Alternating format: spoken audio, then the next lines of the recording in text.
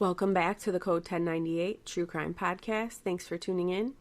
This week's case is about a group of people from North Carolina and takes us down to Mexico. On October 28, 2022, Shanquella Robinson, Khalil Cook, Malik Dyer, Winter Donovan, Alyssa Hyatt, Nazir Wiggins, and Dejanay Jackson all went to Cabo Mexico to celebrate one of their birthdays. They had rented a private villa. Shanquella had spoke with her mother on Friday and told her the group was going to have dinner. On Saturday evening, the day after they arrived, one of the so-called friends called Shanquella's mother and told her that she had alcohol poisoning and had died.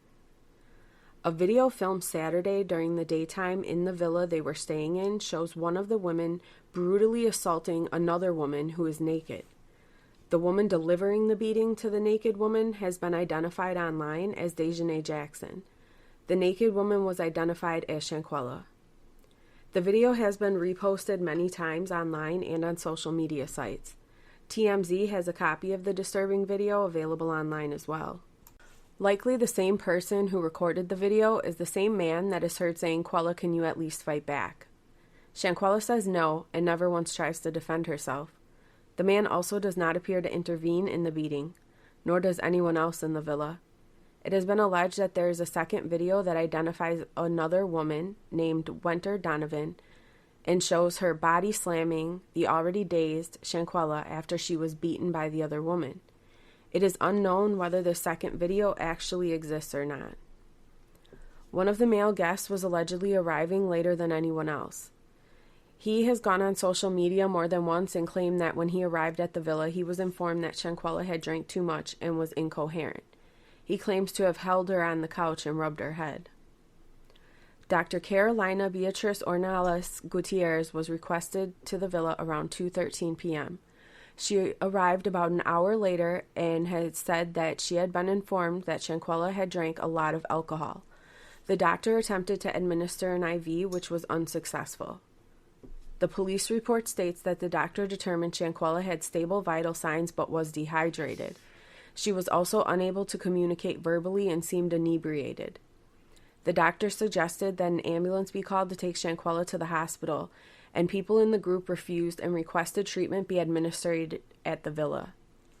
This went on for approximately 3 hours. Shanquella began having convulsions or seizures. Her vitals started crashing, and the doctor was doing everything she could to save her. Eventually, one of the so-called friends finally called for an ambulance, but it was too late. Multiple news outlets and social media accounts have reported that people Shanquella was traveling with had given differing accounts of how she actually died. However, the autopsy eventually revealed there was no alcohol in her system at all. There were signs of the beating she took, and that she ultimately died of a severe spinal cord and/or neck injury. Be careful who you call your friend. This poor girl was severely beaten. She was out trying to live her best life and have fun on vacation. Not one of the people she thought were her friends did anything to stop it. They watched her essentially get drug out of bed to be beaten while she was naked. They not only did that, they denied her medical care for hours in order to likely protect themselves from explaining the beating when signs started to show or were identified by medical staff. They let her lay there incoherent and non-responsive for hours before seeking medical help. They lied about what really caused her injuries and insisted treatment only be given at the villa, which further delayed her care and ultimately resulted in her death. Every single person there contributed to her death. Any one of those people could have called an ambulance to the villa and got her proper medical care at any point. All 6 of the names of the individuals that were in Cabo with Shanquella have been all over the internet. Many of the 6 have deactivated all of their social media accounts.